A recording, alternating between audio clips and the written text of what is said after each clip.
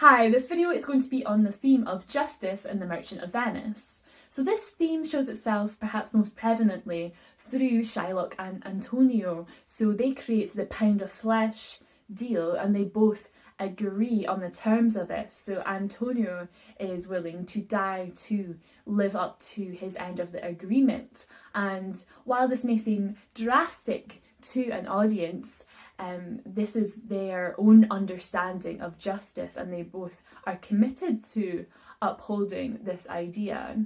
And in part, Shakespeare is therefore inviting the audience to give their own interpretations of what justice means.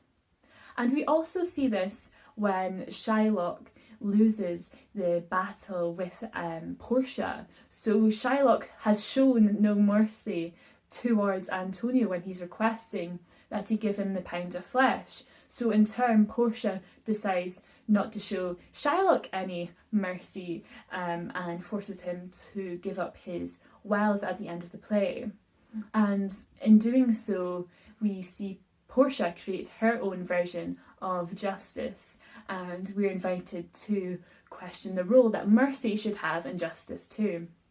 And of course, Portia's casket contest that her father has set up for her is another example of justice, or perhaps injustice, in the play, because he is deciding who is going to marry Portia, essentially, and this leaves Portia very unhappy that she's not able to choose for herself, but she still follows through with this agreement to her late father. And while to a contemporary audience this may seem a bit out of character or unjust for Portia, an Elizabethan audience watching this at the time, they would have seen this as more just, perhaps, because her at the time Portia would have been considered to be the property of her father.